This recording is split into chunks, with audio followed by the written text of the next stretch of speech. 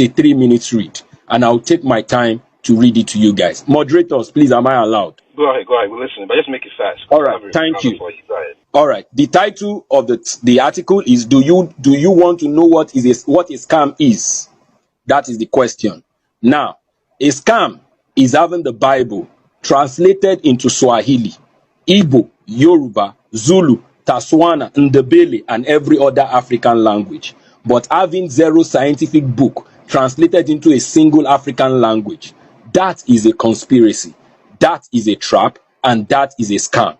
Someone who can be scammed with the same trick over and over again for decades upon decades is considered a fool, and their gullibility and lack of critical thinking make them willing participants in their own demise.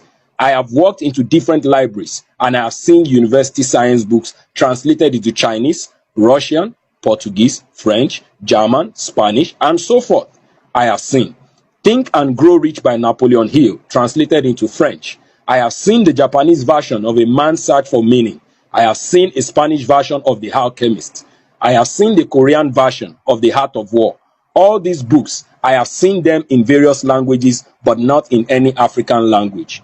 You will never find a church in Africa where the English-speaking preacher would not have a native translator next to them doing the translation. Here's where the scam comes in. You also will never find a school in Africa where the English-speaking teacher will be having a native translator next to them translating chemistry, physics, mathematics, geography, economics, etc. to the students. I have seen many science books translated into various languages, but none in any African language. The Chinese are taught mathematics in Chinese. The Japanese are taught engineering in Japanese. They are all taught finance, astrophysics, medicine, accounting, geology, management, government, and so on in their languages. The only book that Africans have had in their language is the Bible. And the only time Africans have something translated to them in their language is in a church. Important historical facts. Think seriously about this.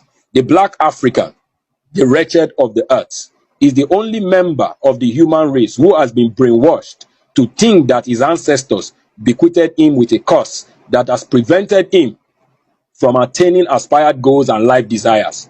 Almost every misfortune he encounters on earth is the fault of some ancestors who must be bound and cast with the fire of the Holy Ghost in Jesus' name.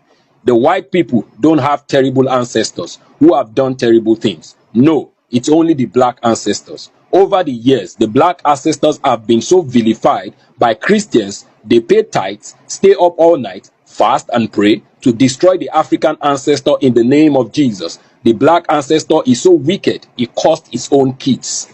Having cursed his ancestors who gave him life, the black man is roaming around the world like a tortoise without a shell. He has no backbone, zero identity, thus no race respects him. He is lynched in Malaysia, incarcerated in Cambodia. He is shot like a dog in the streets of America. In Europe, he cleans the white man's shit and they spit on him. Why wouldn't they? A man who hates himself and despises his roots deserves no respect for whatsoever.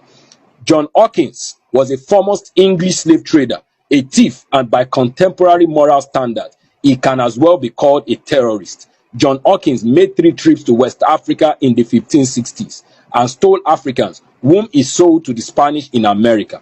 On returning to England after the first trip, his profit was so handsome that Queen Elizabeth I became interested in directly participating in his next venture, and she provided for that purpose a ship named Jesus. Hawkins left with Jesus to steal some more Africans, and he returned to England with such dividends that Queen Elizabeth made him a knight. Hawkins chose as his coat of arms the representation of an African in chains. Please, am I still audible? You are. Thank you. I'm going further. Today, the generations of Hawkins and Queen Elizabeth I are alive and enjoying life from the proceeds of their evil ancestors. They don't demonize their ancestors despite their active involvement in the greatest evil humanity has ever witnessed. Both individuals sanctioned rape, kidnapping, and mass murder, but their children don't bear ancestral curses like black Africans. You'll be hard-pressed to see a member of the British Airline publicly denounce slavery. If that is wrong, please point that to me. Isn't it time to emancipate yourself from mental slavery, O ye Negro? If ancestral